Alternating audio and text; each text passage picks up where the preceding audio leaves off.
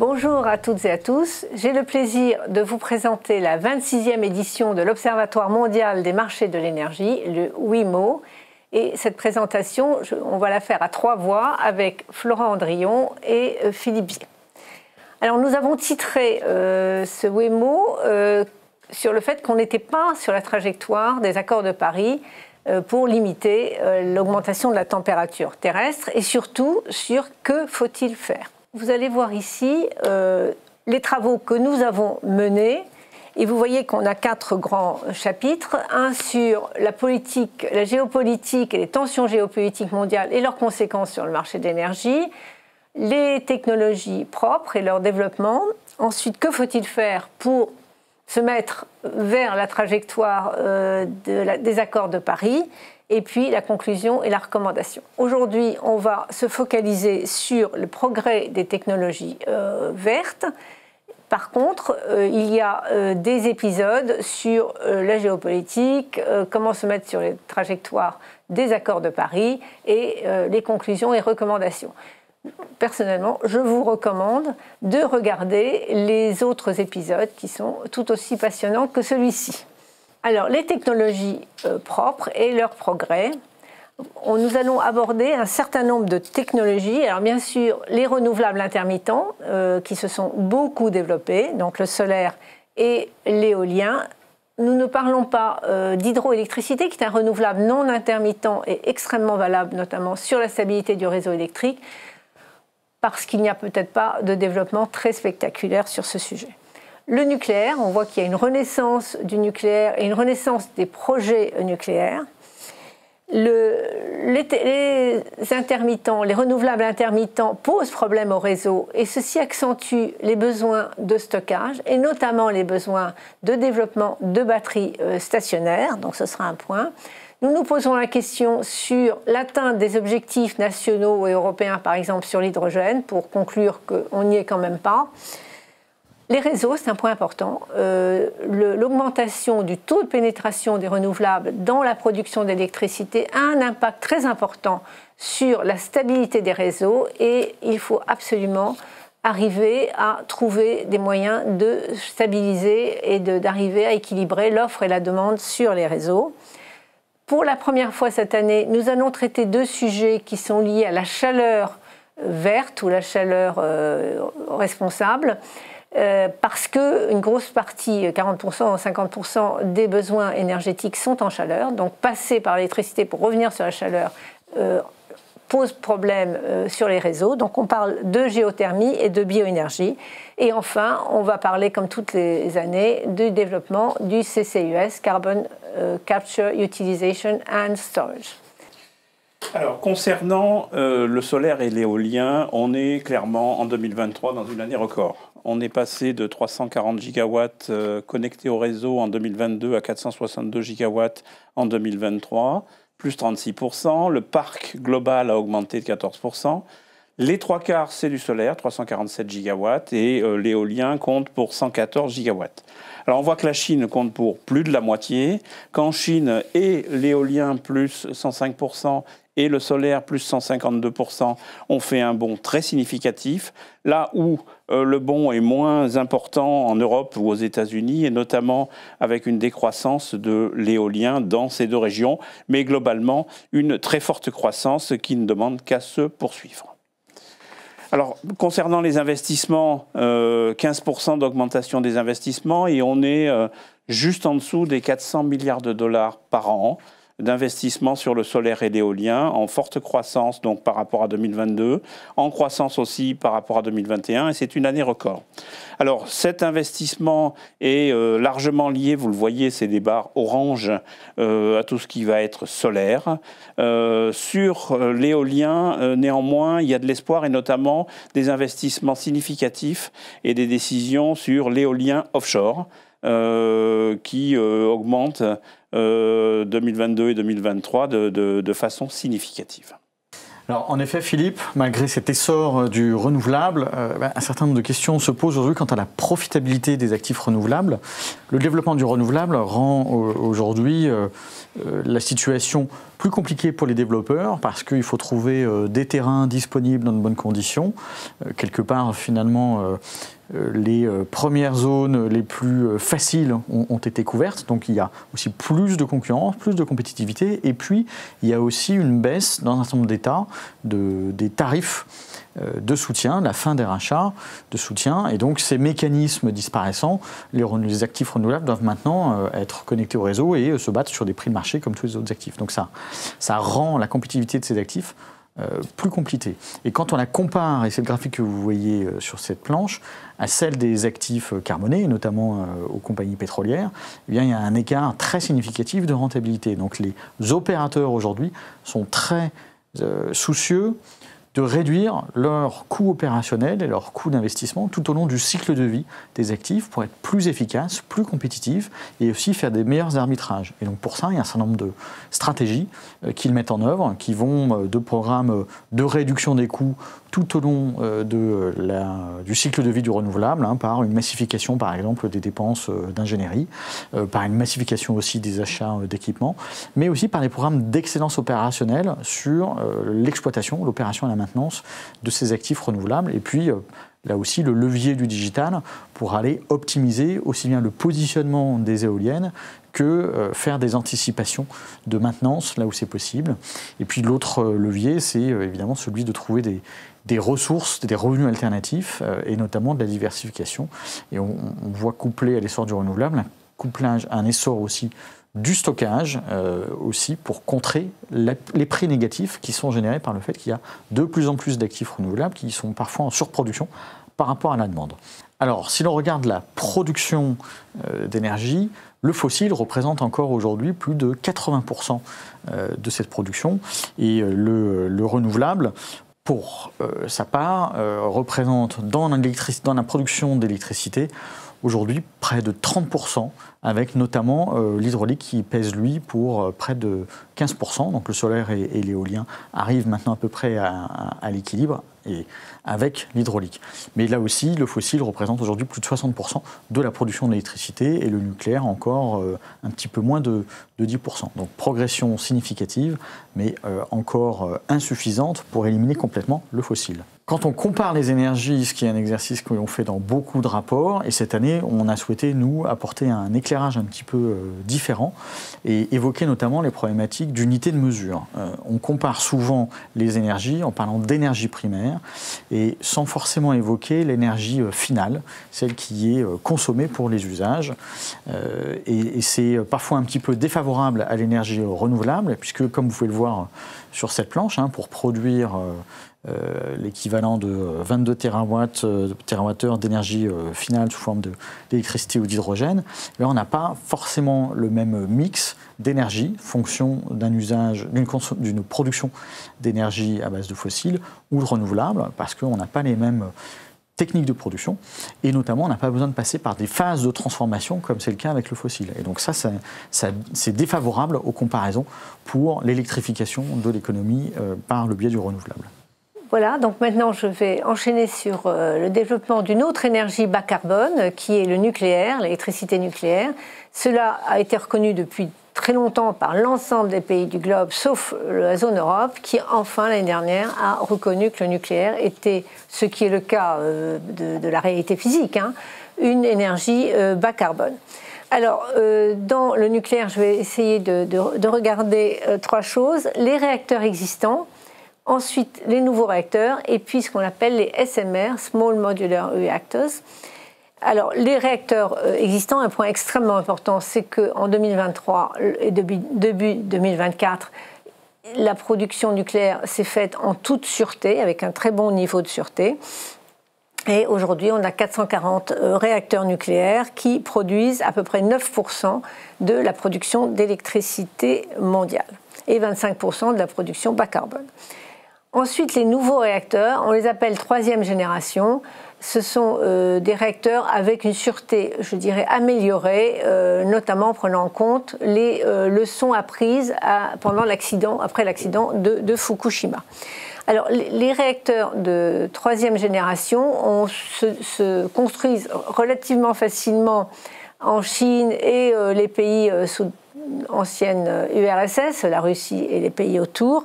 En revanche, on a beaucoup de problèmes, beaucoup de difficultés à construire des réacteurs de 3e génération en Europe. Il faut noter 2 choses. D'abord, Olkiluoto a été mis en service l'année dernière et Flamanville a été mis en service, même si ces 2 réacteurs ont eu beaucoup de retard. Ensuite, les SMR. Alors, je vais faire une distinction de vocabulaire ici.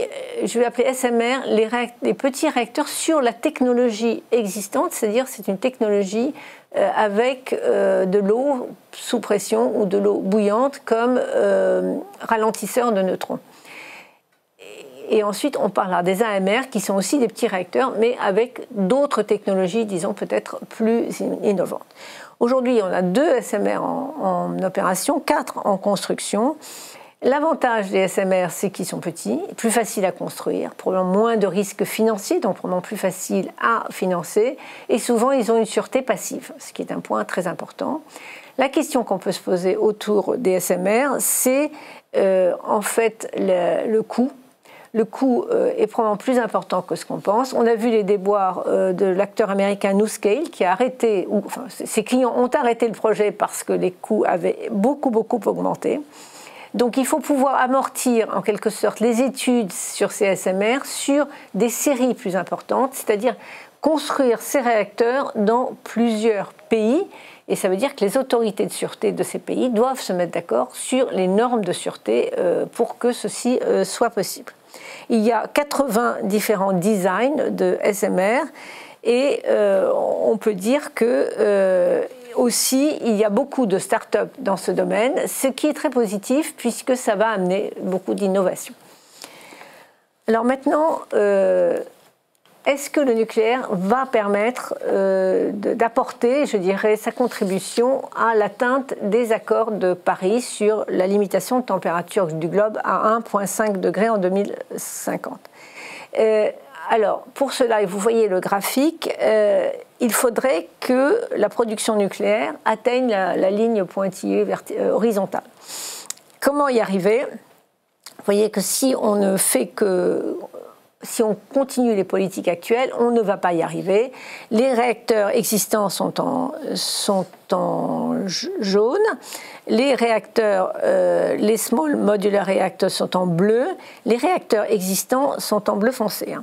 Et on voit que, bien sûr, les réacteurs existants vont terminer leur vie et vont s'arrêter. Donc, a priori, si on ne fait rien, on aura moins de production nucléaire. Alors, en fait, ce qui est un peu important à comprendre de ce graphique, c'est que pour y arriver, non seulement il faut construire de nouveaux réacteurs, mais il faut prolonger la durée de vie des réacteurs existants. Alors, les Américains ont prolongé la durée de vie de leurs réacteurs à 80 ans. En France, on est à 50 ans, alors qu'on a les mêmes réacteurs qu'aux États-Unis. Donc, première question, est-ce qu'on peut prolonger l'ensemble des réacteurs à 80 ans, peut-être plus ? Est-ce qu'on peut réouvrir des réacteurs qui ont été arrêtés ? Et je crois que ce qui a défrayé la presse récemment, c'est l'accord entre Microsoft et la société américaine Constellation pour réouvrir un des réacteurs de TMI, 3 Mile Islands, pas celui qui a été endommagé, mais l'autre. Il faut que ces réacteurs se remettent aux normes de sûreté puisque TMI a été mis en service en 1974. Bien sûr, il y aura la contribution des SMR et puis il y a 2 autres sujets.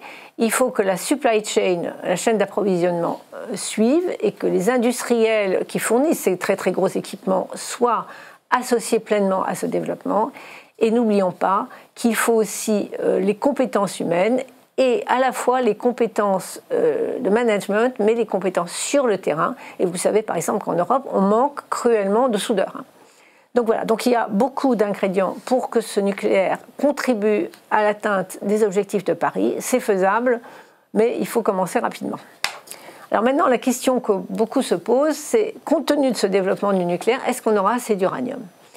Alors, vous voyez sur le graphique en haut à gauche, l'approvisionnement, d'où vient l'approvisionnement en uranium. Et ce qui est intéressant, c'est le noir. Vous voyez qu'au fur et à mesure des années, le Kazakhstan a pris une position extrêmement importante dans l'approvisionnement en uranium. Alors, on a vu aussi que ces annonces, en fait, de nouveaux réacteurs nucléaires ont fait monter le prix de l'uranium. C'est le graphique en bas à droite. Il n'a pas atteint les niveaux stratégiques, mais il a beaucoup monté. Alors, qu'est-ce qui va probablement rendre les choses faciles? D'abord, l'uranium est assez bien réparti dans le monde, beaucoup mieux que le pétrole, par exemple. Ensuite, les utilities ont des stocks très importants d'uranium. L'uranium est une énergie extrêmement concentrée, donc on peut faire des stocks importants. Ça ne prend pas beaucoup de volume, en quelque sorte. Troisièmement, c'est qu'on peut soit faire des réacteurs qui sont des surgénérateurs, et donc on utilise 200 fois mieux l'uranium, et on verra tout à l'heure que dans les AMR, il y a aussi des réacteurs qui fonctionnent au thorium, qui est une alternative à l'uranium. La Chine en développe un, par exemple, et le thorium est très bien réparti dans le monde. Donc, à moyen terme, je dirais, il n'y a pas de sujet. Néanmoins, à court terme, il peut y avoir des tensions, parce que, comme vous savez, pour ouvrir des nouvelles mines, c'est difficile. Les problèmes d'environnement se posent, il y a parfois des embargos. Donc, possiblement des tensions sur les prix à court terme, mais à moyen terme, je ne pense pas qu'il y ait un vrai sujet, d'autant plus que le coût de l'uranium compte pour très très peu dans 1% ou 2% dans le coût total de l'électricité nucléaire produite. L'essor du renouvelable s'accompagne également d'un essor du stockage stationnaire, et notamment du stockage par batterie. On peut voir sur ce graphique que, comme on a déjà évoqué, la Chine domine la production de batteries, que ce soit pour les usages véhicules électriques, mais aussi pour les usages stationnaires. Et pour soutenir le développement du renouvelable, eh bien, on a besoin de plus en plus de batteries. Donc cette croissance du parc de batteries à l'échelle du réseau augmente, mais reste néanmoins insuffisante pour soutenir les systèmes énergétiques basés sur des énergies renouvelables. Par ailleurs, il y a aujourd'hui une question de rentabilité de ces actifs, et on a vu un certain nombre d'endroits dans lesquels on savait aller chercher de la rentabilité grâce aux batteries, par exemple en Australie ou au Texas ou en Californie, qui sont des États pour lesquels il y a vraiment besoin de soutenir le réseau et pour lesquels on arrive à avoir un business case lié au stockage stationnaire. Néanmoins, ça reste encore fragile et cela dépend vraiment d'une bonne exploitation de ces batteries. La technologie, par ailleurs, est également un point important, puisque les batteries continuent d'évoluer, et on arrive maintenant à avoir des chimies de batteries qui sont plus favorables et peut-être plus adaptées au stockage stationnaire, qui n'ont pas tout à fait les mêmes usages et les mêmes propriétés que celles des véhicules électriques. Là encore, la Chine joue un rôle important. Ça sera un des points importants pour tous les acteurs du renouvelable qui vont devoir se sourcer dans les différentes parties du monde. Si on regarde maintenant l'hydrogène bas carbone, dont on a beaucoup parlé ces derniers temps, il y a eu ces derniers mois une forme de retour à peut-être quelque chose de plus raisonnable. Les projections des différents observateurs de marché, notamment l'Agence internationale de l'énergie, ont été révisées significativement à la baisse pour se reconcentrer sur des usages industriels pour lesquels il y a moins d'alternatives de décarbonation. Vous pouvez le voir sur ce graphique. Donc l'hydrogène n'est plus la solution de décarbonation pour tous les usages, et ça se traduit, on le voit ici, par des baisses, puisque l'AIE prévoyait 150 millions de tonnes d'hydrogène bas carbone à 2030 et vise maintenant 70 millions de tonnes. Ça reste néanmoins une augmentation de près de 50% par rapport à aujourd'hui, puisque la consommation mondiale d'hydrogène est de l'ordre de 95 millions de tonnes, un petit peu en dessous des 100 millions. Donc cette hausse prévue par l'AIE se traduit quand même par un essor significatif du nombre de projets d'hydrogène bas carbone, puisque entre 2022 et 2024, le nombre de projets qui ont atteint une décision finale d'investissement est passé de un peu plus d'une centaine à 400 à début 2024. L'autre point qu'il faut avoir en tête lorsqu'on regarde l'hydrogène bas carbone, c'est qu'il n'y a pas un hydrogène, il y a l'hydrogène pour différents cas d'usage, que ce soit la mobilité, l'industrie ou encore les carburants de nouvelle génération, et que fonction des usages, eh bien évidemment, il y a des étapes de production additionnels qui peuvent avoir un impact sur le coût. Et donc on va comparer non pas le coût de l'hydrogène tout simplement avec celui de l'hydrogène dit gris, ou en tout cas d'origine fossile, mais le coût des produits dont on va avoir besoin pouvant s'appuyer sur de l'hydrogène bas carbone. Et donc les comparaisons doivent se faire avec les alternatives. Si on prend l'exemple des usages industriels, par exemple, les réglementations vont obliger un certain nombre d'usages industriels à incorporer l'usage bas carbone. Et puis, il y a aussi une comparaison qui doit se faire en considérant les taxes carbone dans un certain nombre de régions du monde qui peuvent rendre l'hydrogène bas carbone compétitif, comme par exemple dans le cas de l'acier et de la sidérurgie dans un certain nombre d'applications industrielles. De la même manière, il y a des obligations d'incorporation, par exemple en Europe, notamment dans l'aérien, qui vont là aussi tirer la demande d'hydrogène, de produits d'origine hydrogène bas carbone. Alors revenons maintenant sur les réseaux. Comme l'a dit tout à l'heure Colette, l'équilibre offre-demande que doivent assurer les réseaux est menacé par l'intermittence des renouvelables. Il y a notamment des heures de la journée, quand il y a du soleil ou de l'éolien, où il y a de la surproduction, et ça se traduit par des prix négatifs sur les marchés spot. En traduction immédiate, en Europe, sur les 6 marchés européens, il y a eu 569 heures de prix négatifs en 2022 et on est monté à 6800, plus de 1000 heures négatives par marché en moyenne en 2023. Et ça, c'est une vraie menace pour la profitabilité des actifs renouvelables, mais aussi nucléaires, comme l'indiquait tout à l'heure Florent. Ça se traduit par un certain nombre de mesures qui sont prises par les opérateurs de réseau, des mesures de service système, des mesures d'inertie dans les réseaux, et notamment la combinaison solaire, éolien et batterie, ou des batteries qui soient dédiées au réseau. Ça se traduit par le fait qu'en Chine, où ça pose vraiment des problèmes dans un certain nombre de régions, il y a une restriction des nouveaux projets renouvelables, et puis ça se traduit par le fait qu'on coupe à certaines heures de la journée les actifs renouvelables. 8% de la production renouvelable électrique est jetée à la poubelle en Allemagne, environ 5% aux États-Unis et 5% en Chine, ce qui est quand même considérable. Et ça a un impact vraiment très négatif sur la profitabilité des différents acteurs. Alors, pour la première fois, on a trouvé un schéma qui montre, ici vous avez les 5 marchés américains, et vous avez colonne de gauche pour chaque technologie solaire, éolien, avec ou sans stockage, vous avez les prix maximum et les prix minimum de la production, c'est ce qu'il y a en bas en bleu clair ou en bleu marine, de la production de l'actif lui-même, et du coût additionnel, on appelle ça l'externalité, qui est lié au coût réseau. Et donc on voit qu'en Californie, par exemple, qui est la deuxième grande colonne, le CAISO, California System Operator, que ces coûts, puisqu'il y a beaucoup de renouvelables en Californie, sont plus importants aujourd'hui. La ligne avec les doubles pointillés, c'est la production d'électricité à partir de gaz. Et on voit que les coûts additionnels liés au réseau sont presque aussi importants que les coûts de production, voire même plus importants dans certains cas que les coûts de production des actifs eux-mêmes. Donc c'est vraiment un signal et une première mesure. Jusqu'à présent, il y avait des mesures qu'on ne vous avait pas montrées parce qu'elles étaient trop divergentes et elles n'étaient pas dignes de confiance. Mais là, cette mesure est vraiment digne de confiance. En tout cas, elle approche clairement le coût additionnel. Alors, en réaction à ça, ici, vous avez la courbe d'investissement des opérateurs de réseau dans le monde, que ce soit pour le transport ou pour la distribution d'électricité. En 2024, on va être aux alentours de 400 milliards de dollars. Si vous vous souvenez, tout à l'heure, je vous disais que le coût de l'investissement sur le renouvelable solaire et éolien était à peu près de 400 milliards de dollars. Donc on est à la parité qui était souhaitée par l'Agence internationale de l'énergie.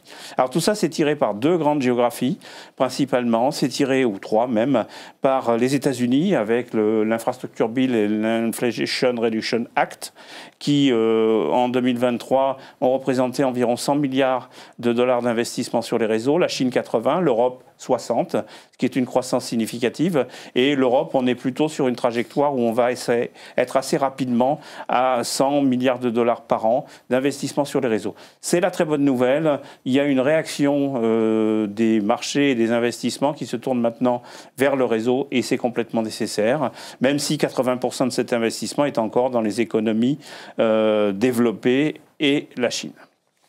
Oui, donc pour poursuivre sur ce que Philippe a dit, les réseaux électriques sont fortement impactés par l'intermittence des renouvelables. Et on sait qu'un réseau avec 100% de renouvelables intermittent ne peut pas fonctionner. Alors, donc, toute l'idée ici, c'est de faire passer les besoins de chaleur directement en chaleur sans passer par le réseau électrique. Et les besoins de chaleur et de froid représentent à peu près 50% de la consommation d'énergie finale et 40% des émissions de gaz à effet de serre. Et aujourd'hui, c'est produit essentiellement par des énergies fossiles. Alors, la géothermie est une alternative, est une solution. Et vous vous rappelez qu'il y a différents types de géothermie, de très haute température. Donc, c'est plus on va profond vers le magma terrestre, plus sa température est élevée. Donc, là, on va produire l'énergie sous forme de vapeur et elle peut servir soit directement sous forme d'énergie, soit pour produire de l'électricité. L'avantage, comme je disais tout à l'heure, c'est que dans certaines régions, on trouve dans les saumures profondes du lithium que l'on pourra exploiter. Ensuite, les deux autres types de géothermie, soit à température moyenne, au-dessus de 150 degrés, soit à température basse, en dessous de 150 degrés, bien c'est on fore à des profondeurs un peu plus faibles. Et l'intérêt de ces technologies, c'est de les associer avec des pompes à chaleur et pour améliorer le rendement de la pompe à chaleur, soit dans l'industrie pour les forages médians, soit pour le particulier, pour les forages à faible profondeur. Alors le coût, si on raisonne en ce qu'on appelle le LCOE, c'est le coût total de l'énergie produite, le coût de la géothermie n'est pas très élevé, il se compare très favorablement aux autres renouvelables. Mais le problème, c'est qu'il y a des capex très élevés et les risques sont importants. D'où, disons, un développement plus lent de ce type d'énergie. Voilà, alors il y a des plans, par exemple en France, il y a eu un plan l'année dernière qui a été lancé sur le développement de la géothermie. Dans d'autres pays aussi, cette géothermie mérite d'être développée car c'est un bon complément aux renouvelables intermittents. Alors maintenant, une autre forme de chaleur verte, c'est bien sûr la bioénergie. Donc c'est l'énergie qu'on peut produire à partir de biomasse. Vous voyez ici les différents usages sur la bioénergie, à la fois dans les pays développés à gauche et les pays en développement. Et on retrouve le Brésil qui, depuis des années, a développé des voitures à l'éthanol, par exemple. Il y aura des contraintes de plus en plus importantes sur la biomasse qui est utilisée, puisqu'on ne veut pas utiliser des biomasses de première génération, c'est-à-dire qui vont venir en compétition avec les terres agricoles, si on fait pousser des plantes spécifiques, par exemple.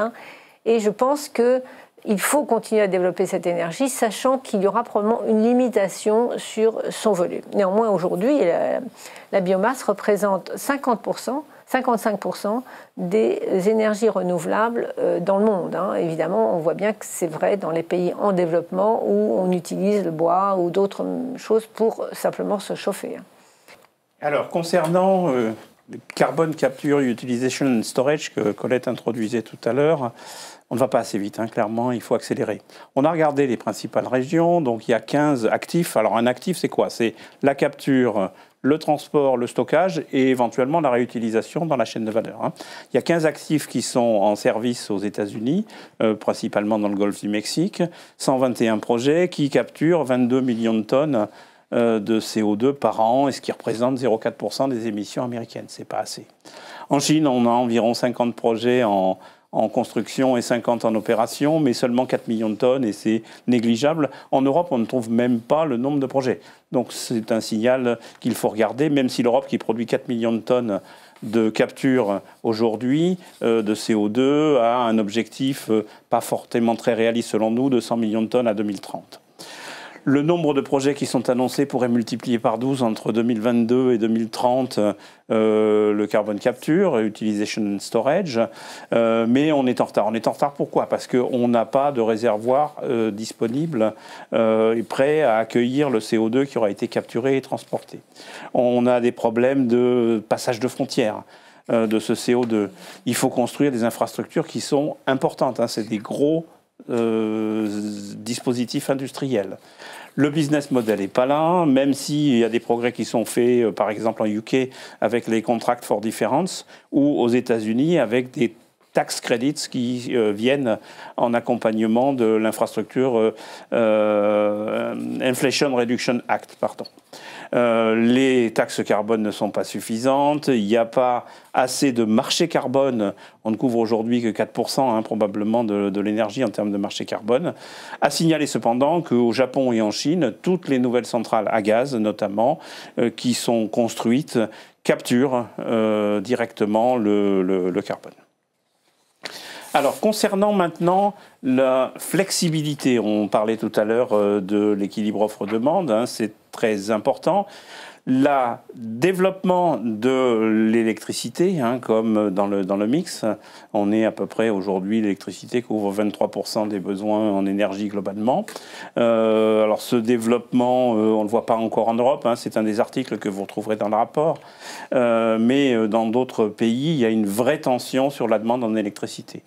On construit des pompes à chaleur et on pourra évidemment adapter l'utilisation de ces pompes à chaleur pour réduire la demande à certains moments, ou au contraire faire en sorte qu'elle soit plus importante quand l'énergie est facilement disponible.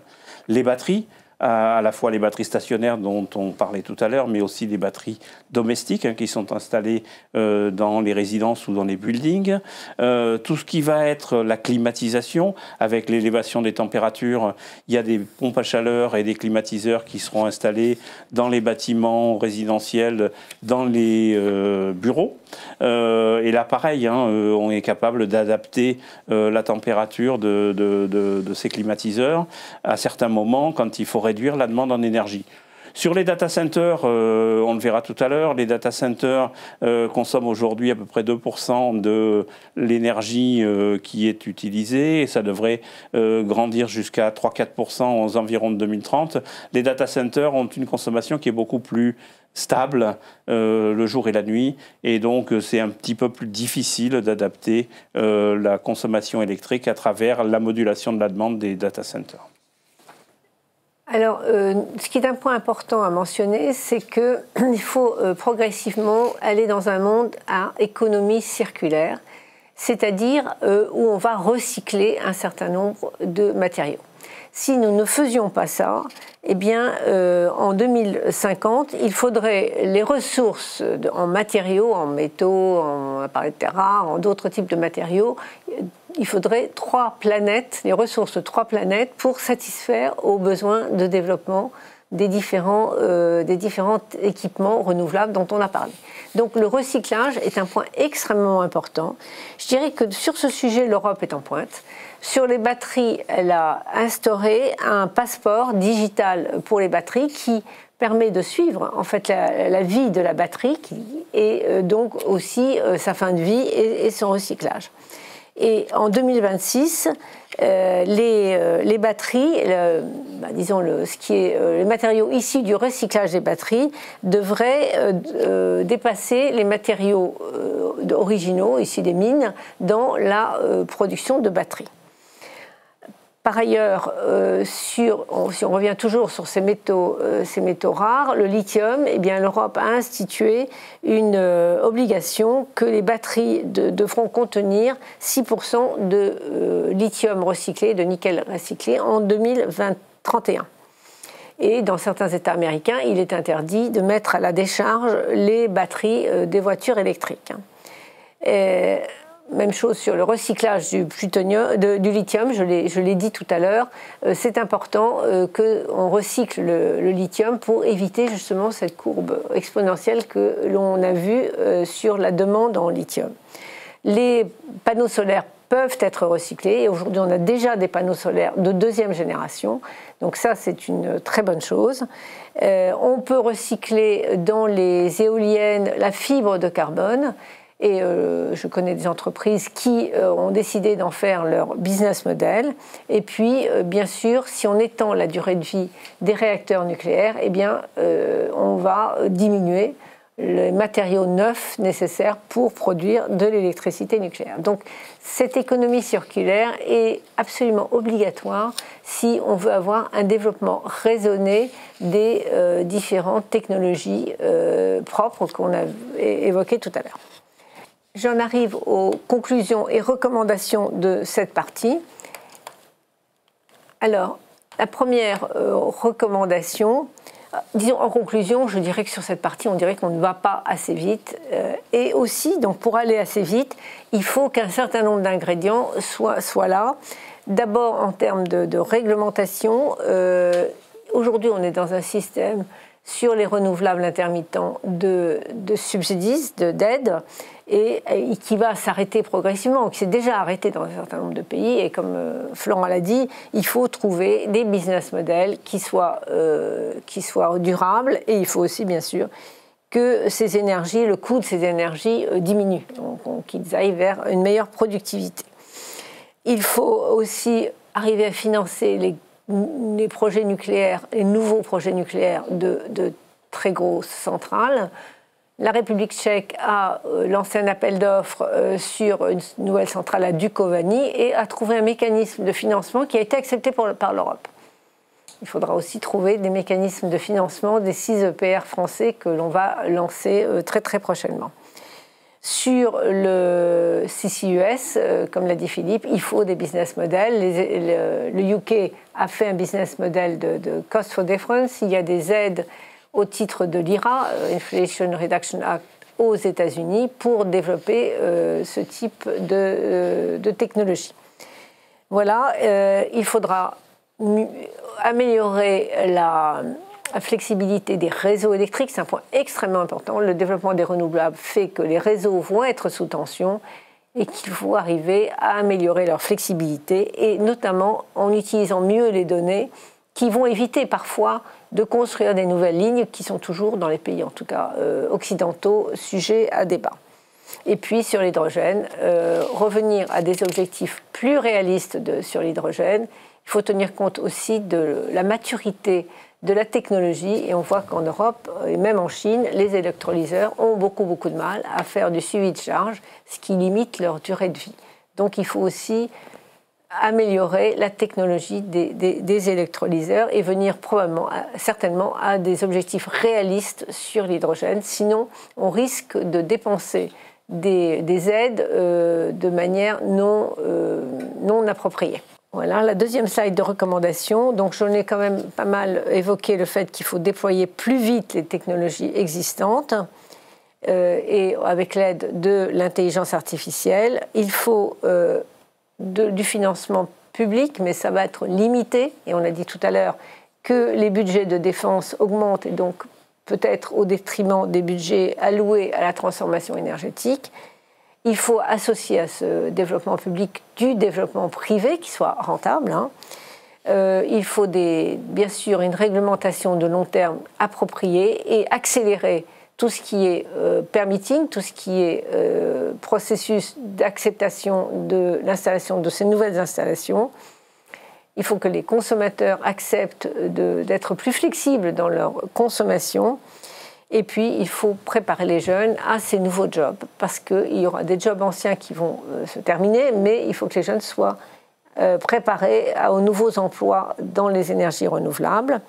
Étendre la durée de vie des réacteurs nucléaires, on l'a dit. On ne l'a pas évoqué ici, mais c'est un point très important. Arrêter les émissions de méthane. Le méthane est un gaz à effet de serre qui est extrêmement nocif. Beaucoup de pétroliers se sont engagés, les pétroliers occidentaux se sont engagés là-dessus. C'est moins le cas d'autres types de pétroliers. Mesurer l'énergie en termes d'énergie de consommation finale et pas d'énergie primaire, parce que ça fausse la vision des choses. Et puis, point très important, nous considérons qu'on n'est pas sur la trajectoire pour atteindre les accords de Paris. Donc, il faut aussi mettre en place des mesures d'adaptation. On avait beaucoup détaillé ça l'année dernière, mais ça reste encore plus présent cette année. Il faut que tout le monde, que ce soit les collectivités, que ce soit les industriels, les gouvernements, prennent des mesures d'adaptation au changement climatique. Je vous remercie pour votre attention.